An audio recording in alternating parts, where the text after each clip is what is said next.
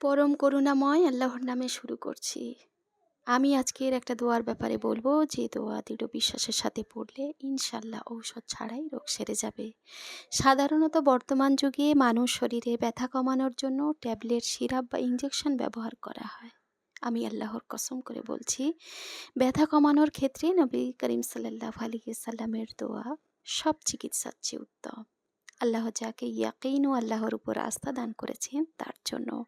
যে ব্যক্তি আল্লাহর প্রতি দৃঢ় বিশ্বাস নিজের চিকিৎসায় বা অন্যের চিকিৎসায় এই মুবারক নবমী চিকিৎসা ব্যবহার করবে, তার জন্য এটি বরকতময় হবে।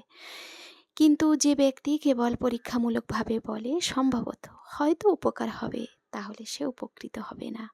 কারণ উপকার আসে দৃঢ় বিশ্বাস, আল্লাহর উপর আস্থা ও আল্লাহর উপর ভালো তাওয়াক্কুল করার মাধ্যমে।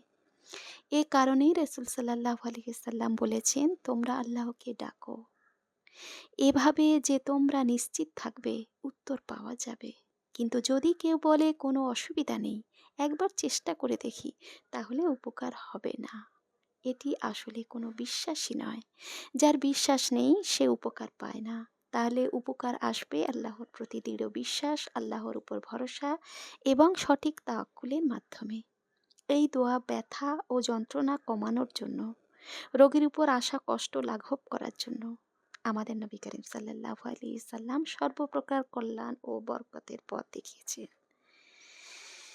আর তার উপর আল্লাহর সালাত সালাম ও বরকত বর্ষিত হোক।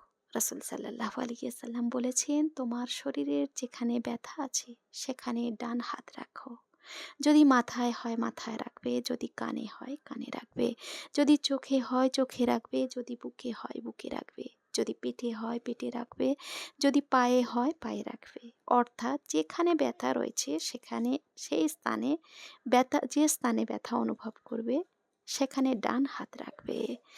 তিনি বলেছেন, তোমার ব্যথার স্থানে ডান হাত রাখো এবং ৭ বার হাত বুলাও। অর্থাৎ ওই স্থানে ৭ বার হাত বুলাবে এবং প্রতিবার বলবে, আউযু বিইজ্জাতিল্লাহি ওয়া কুদরাতিহি মিন শাররি মা আজিদু। অন্য বর্ণনায় এসেছে প্রতিটি হাত বুলানোর সময় এই দোয়া পড়বে। তাই রাসূল সাল্লাল্লাহু আলাইহি সাল্লাম নির্দেশ দিলেন, ব্যথার স্থানে ডান হাত রাখবে এবং তারপর বলবে, আউযু বিইজ্জাতিল্লাহি ওয়া কুদরাতিহি মিন শাররি মা আজিদু ওয়া উহাজিরু।